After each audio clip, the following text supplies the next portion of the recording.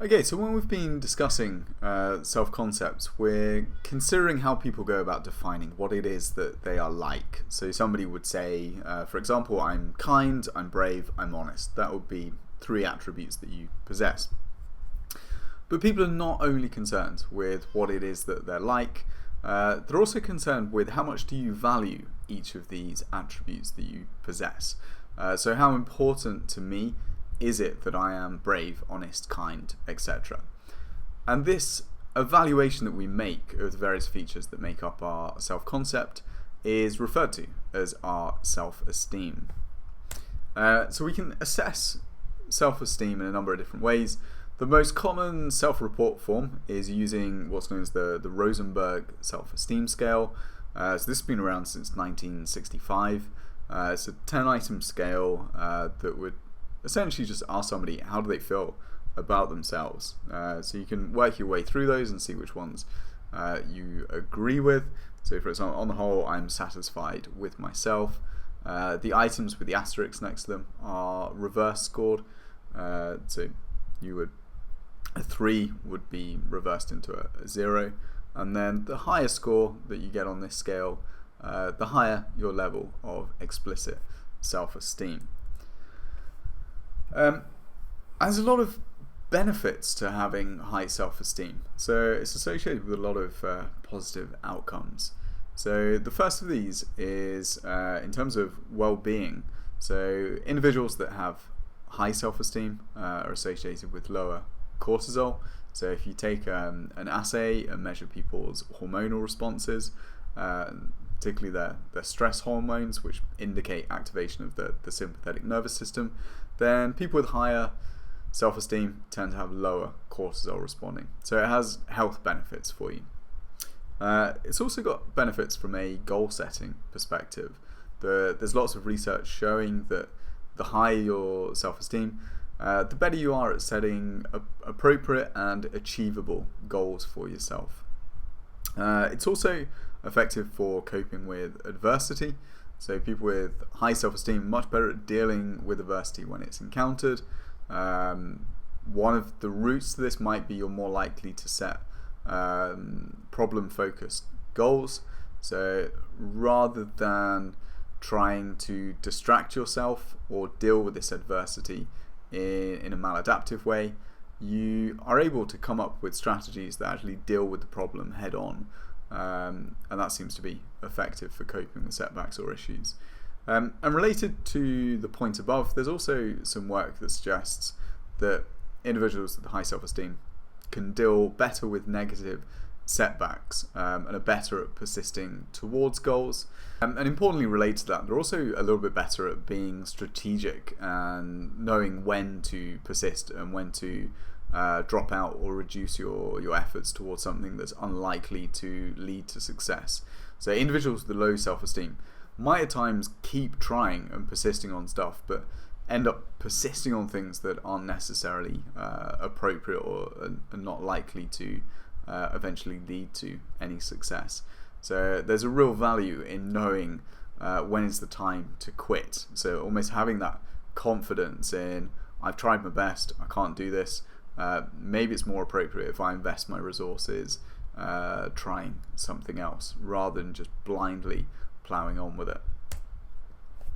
One of the problems with measuring explicit self-esteem, though, is the fact that people don't necessarily give honest answers. So if you think of those 10 items before and you're going through those and trying to respond to them, firstly it's difficult to have accurate insight into how you feel. So in responding to some of those items, you might have had a bit of uncertainty over, am I really genuinely satisfied on the whole? Is that the case? So we've got one issue of kind of introspective insight. The other one is that people sometimes respond in order to manage their self-presentation. So there might be people who genuinely have low self-esteem, but don't want to necessarily admit to this fact. Given that self-esteem is such a desirable trait, maybe you inflate the responses that you indicate there. So we're also not always wanting to recognize low self-esteem. So an alternative to this is to try and tap into more unconscious or implicit evaluations of self-worth. So this comes under the rubric or terminology of implicit self-esteem. So how might you do that? How would you get at the kind of unconscious level of esteem that you have? Probably the most common way is using what's known as the implicit association test. So this is used for many things, not just self-esteem. It's used for prejudice and attitude research and bias, but you can use it to assess your attitude towards yourself. Maybe a little bit more controversially, there's also some research that it indicates that the amount of self-esteem that we have might also be indicated in the degree of preference that we have for letters associated with our name. So we'll come on to that research in a minute, but let's have a look at the IAT first. So the IAT is based on the idea of measuring the associations of self relative to not self with positive and negative valence categories. And one of the easiest ways you could imagine doing this, and how it was done in the very early days, was to imagine that you've got a pile of cards with words that relate to the following categories. So you have a bunch of words that relate to yourself, me, mine, I, a bunch of words that relate to others, them, it, their, they, etc. There's a bunch of pleasant words in there, smile, sunshine, warm, paradise, and then you have unpleasant and negatively valenced words, death, sickness, pain, etc. Your task in one of these experiments would be to sort words one by one into two piles. So in one pile, you want to put all the cards that relate to self and pleasant. Another pile, you put all the words that relate to other people and unpleasant. It's pretty straightforward. So if you see I, you put it in the self and pleasant. If you see smile, you put it in the self and pleasant. So you do that in one round of the experiment, and then you put the cards back together, shuffle them again, and then sort them into two piles. But now this time, the categories that are in each of these two piles are a little bit different. So now you have the self and unpleasant words in one pile, and other and pleasant words in the other pile. And the idea is, the higher your implicit level of self-esteem, the faster you are going to be to sort cards in the first as opposed to the second condition. And this is based on the idea that those with high levels of self-esteem would automatically associate your self-concept with pleasant and positive words. So you should find the first categorization task very straightforward, very easy. Whereas the second one, when you've got self and unpleasant, there should be a little bit of a kind of conflict or challenge there when you're sorting it, that would lead to relatively small differences in reaction time, and this would indicate the degree of implicit self-esteem that you have. We will cover the IAT later in the course, particularly in the context of racial biases, but generally in an experimental setup you would see something similar to this presented on the screen, that in the first block of trials we would have to sort things self and positive, not self and negative. You're given that information the whole time, and then you've just got to press two key responses of which side do you want to sort that target word, the stimuli that's being presented. So in this case, the word intelligent, that would be a pleasant word. It's a positive descriptor, positive attribute. So in the first block you would sort that into the left hand side, and in the second block you would have to sort that into the right hand side, and then you would just compare, well, what is the reaction time on average across these two different conditions. So another way that we could sort of tap into a proxy of implicit self-esteem is to use something known as the name letter effect. This is basically the idea that we have a preference for letters that are in our own initials.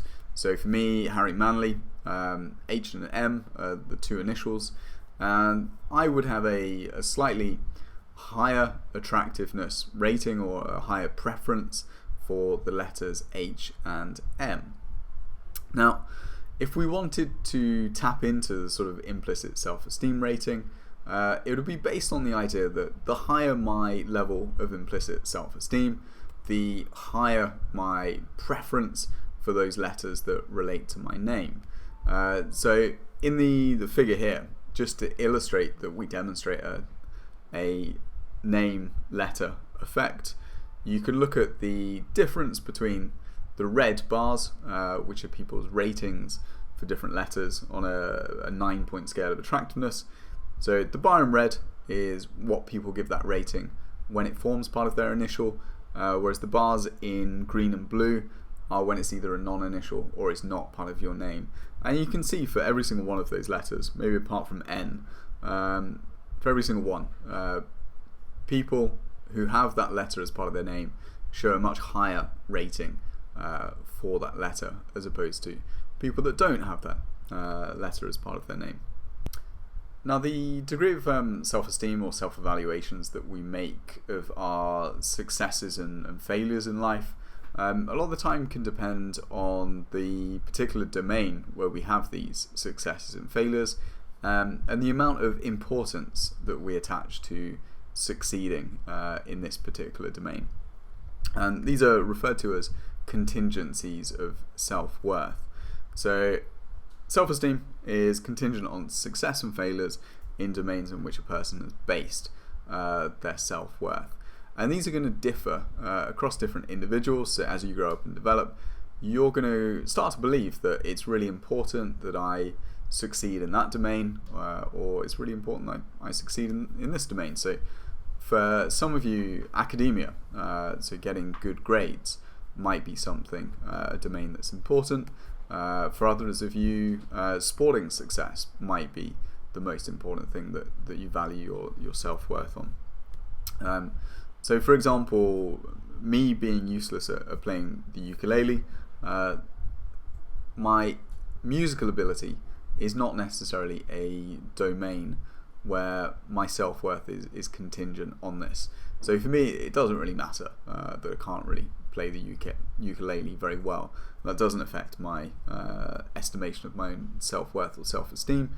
Whereas domains that probably are more important for me in terms of academic ability is that if I wasn't able to publish my research, or at a personal level, if I thought that I wasn't kind or was unhelpful to other people, if I thought I wasn't succeeding or doing well in those domains, that might more strongly affect my self-worth and self-evaluations. And closely related to this, we have something known as contingent self-esteem. So this is where your feelings about yourself, so your esteem, self-worth, are dependent on matching some external expectation. So our self-esteem would then be contingent on receiving approval, praise, positive feedback from other people. And generally this is a very sort of toxic process that we know is prone to fluctuations in self-esteem, a lot of fragility. And the reason for this is that we don't have much control over whether other people are going to offer us this praise, this reward that's going to sustain our self-esteem. So again, individuals differ in the degree to which they rely on self-esteem from other people's praise or feedback. So one example would be individuals who are highly narcissistic typically have high levels of contingent self-esteem.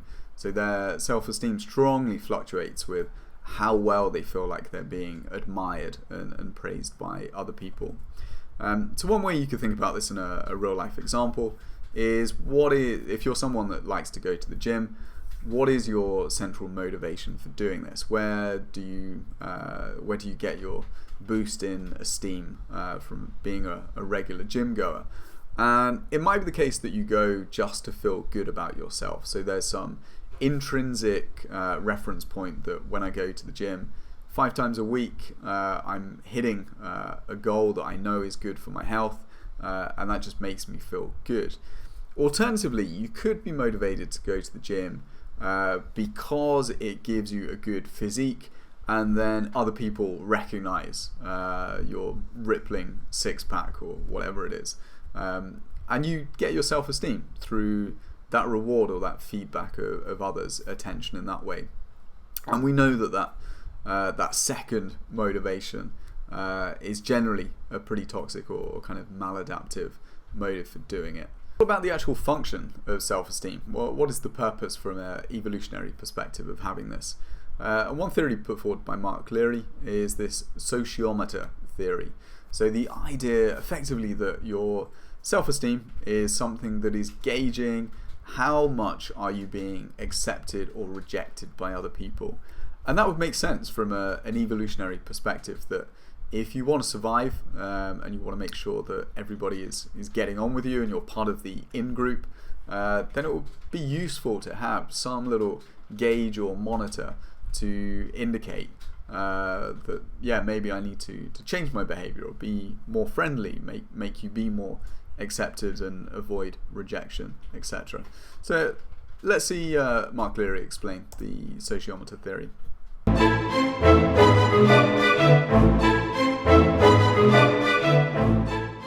I'm Mark Leary. I'm a professor of psychology and neuroscience at Duke University in Durham, North Carolina, and I'm going to talk about the sociometer theory of self-esteem.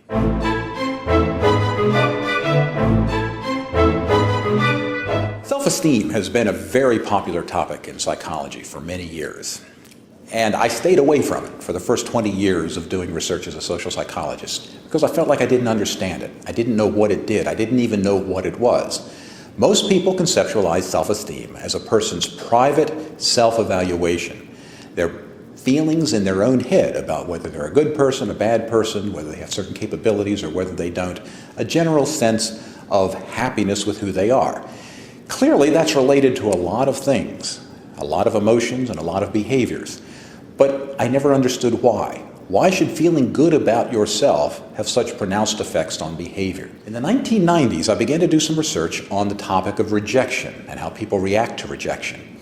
And in the process of doing that research, I began to realize that when people feel accepted, their self-esteem automatically goes up, and when people feel rejected, their self-esteem automatically goes down. But according to almost all existing theories of self-esteem, people should have high self-esteem regardless of how they're treated by other people. So the question is, why is it that self-esteem is so sensitive to whether people are being accepted or rejected by other people? Now you might ask, why should we be designed this way?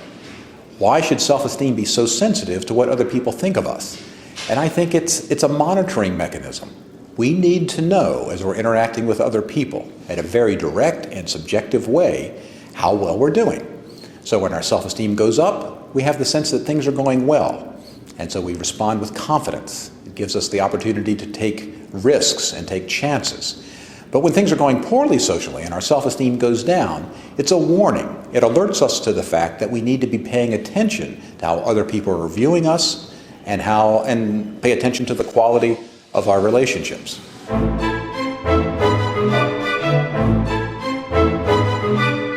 What we concluded on the basis of almost 15 years of research now is that self-esteem is a gauge or a meter.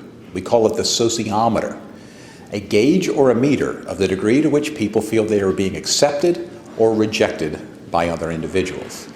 It's a way for us to keep track in our own minds of how well things are going in our interpersonal relationships with other people. When we feel valued or accepted, our self-esteem increases. When we feel devalued or rejected, our self-esteem goes down. This model, the sociometer model of self-esteem, suggests that having self-esteem has no benefit in its own right. Just feeling good about yourself doesn't do anything, except to the extent that it provides feedback about the quality of your interactions and the degree to which you are an acceptable person to other people.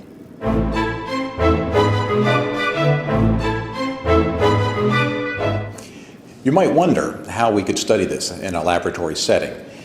We would bring people into our laboratory in a number of studies and provide them with false feedback, indicating that other people either accepted them or did not accept them fully. We rarely provided explicitly rejecting feedback for ethical reasons, but it's not necessary because simply feeling inadequately accepted by other people will also lower self-esteem. So in our early studies, we would bring in 5 people at a time. They would get to know each other, and then they would rate who they wanted to work with on an upcoming task. And we would provide the members of that group then with false feedback indicating that other people very much wanted to work with them or did not want to work with them on upcoming tasks. And invariably, we would see decreases in people's self-esteem. when they felt like they were being rejected. So it seemed that the self-esteem that they were experiencing was the output of some kind of a meter that was indicating to them that their social relationships were not going well in that particular situation. Other evidence we have that self-esteem works like a gauge. There was a study in which we gave people a list of positive and negative behaviors, ranging from very positive things. I donated money to a charity, I saved a drowning child, or I did well on a test. And some were very negative. I stole something from a friend, I hurt someone else's feelings. And we asked people two questions. One question was, if you did this, how would you feel about yourself?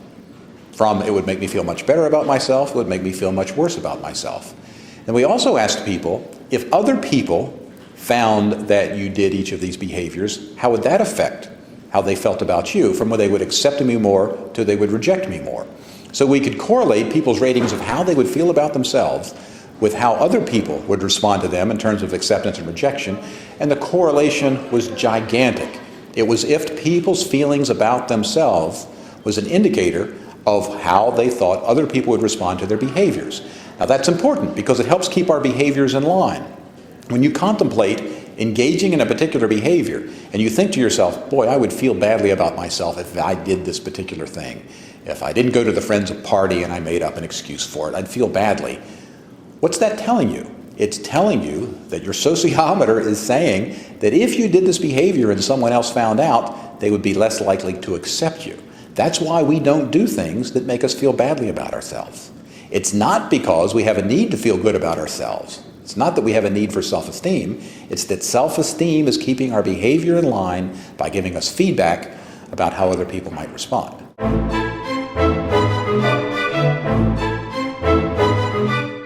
Of all of the research that we did, one of the surprises to me was the relationship between the degree to which people felt accepted and rejected and their self-esteem, how good they felt about themselves. At the beginning, I thought that relationship would be almost perfectly linear, that with increasing acceptance, the person would feel increasingly better about themselves, that we had a calibrated meter where increases in acceptance would lead to increases in self-esteem. We have several studies showing that it's not directly linear. That if you start at the high end, well, when people feel very accepted, their self-esteem is very high. And if they feel less and less accepted, it goes lower and lower. That's true. But self-esteem seems to bottom out, to get as low as it is, as it can go, when people hit a point where they feel that other people feel neutrally about them. They don't have to experience outright rejection. They just have to believe that other people are ambivalent or neutral. And then self-esteem does not get any lower, no matter how badly people respond to them. I think the reason is that when people feel neutrally about us, well, how do they treat us? They dismiss us, they don't have any interest in us, they don't give us rewards, they don't want to hang around with us. It really doesn't get any worse when they reject us. When people reject us, they're disinterested, they don't give us any rewards, they don't want to hang around. So neutrality is in fact equivalent functionally to rejection, and that's when our self-esteem bottoms out.